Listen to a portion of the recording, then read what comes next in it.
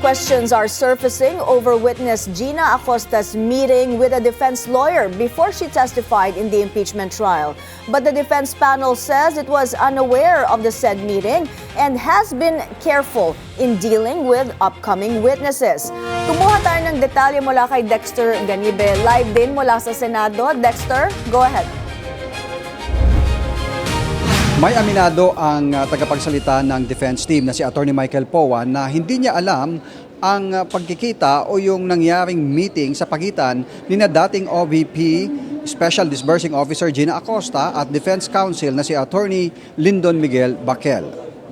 Sa press conference, sinabi ni Attorney Michael Poa na naging maingat sila sa pakikipagkita o pakikipag-usap sa mga nakalistang haharap na testigo sa korte. Hindi naman matukoy ni Poa kung sanctioned o may pahintulot ng defense panel ang meeting ni na Acosta at Attorney Baquel bago siya humarap at tumistigo sa impeachment court. We're very careful nowadays, especially pag under subpoena na. Hindi na namin talaga kinakausap. Kung lumapit man ang itong mga witnesses, ang masasabi lang kasi namin is more on broad strokes, like maybe what to expect, ano yung paano ba yung procedure, sinong unang magtatanong, no? But as to the details kung paano sagutin yung tanong for ethical reasons, we're very careful about that. Sa redirect examination ni Attorney Amando Vergil Ligutan kay Acosta kahapon, inamin niya na nakipagkita siya kay Attorney Baquel ng depensa. Nangyarian niya ito 2 linggo na ang nakakaraan.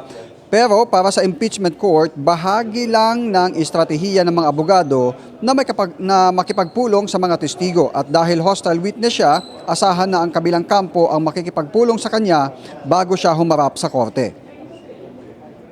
Usual po sa court proceedings at saka sa strategy ng mga abogado that if you are the witness, if you are the counsel or party presenting a witness, na i-rehearse mo muna yon.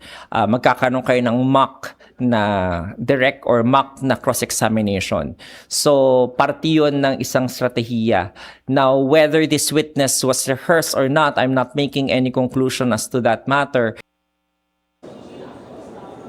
Pero sabi ni Poa, nag-iingat na siya na makipag-usap sa mga testigo kahit pa hostile witness ito ng prosekusyon. Katunayan, noong nakaraang linggo pa raw niya nabalitaan yung nangyari kay Edward Fajarda, pero hindi niya mabisita sa ospital dahil may subpoena na at nakatakda siyang humarap sa impeachment court sa mga susunod na linggo.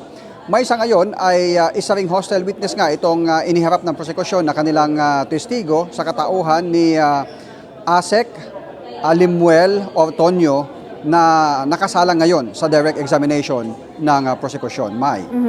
Dexter, may update ka ba dito sa kondisyon ni Edward Fajarda?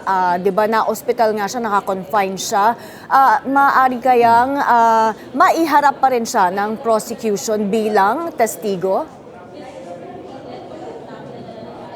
May yan ang tinitignan ng impeachment court kaya inatasan nila itong si Dr. Renato Sison Jr., yung head ng Medical and Dental Bureau ng Senado para suriin at i-validate yung kalagayan, yung kalusugan nitong si Edward Fajarda matapos nga daw siyang ma-stroke. Yan yung impormasyon na pinarating dito sa impeachment court.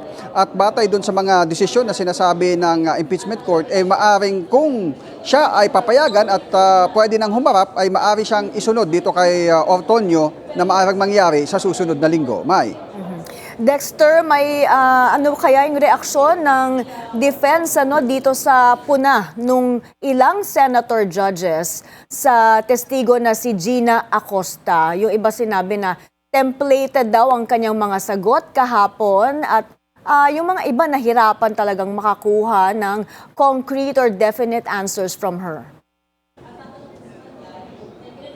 Ang banggit dyan ni Attorney Michael Poa doon sa naging press conference niya, yung mga naging sagot naman nitong si Gina Acosta, nitong mga nagdaang araw, base lang doon sa kanyang nalalaman at ito naman ay kanya nang nabanggit doon sa mga pagdinig, sa mga isinagawang pagdinig noon sa House of Representatives. May.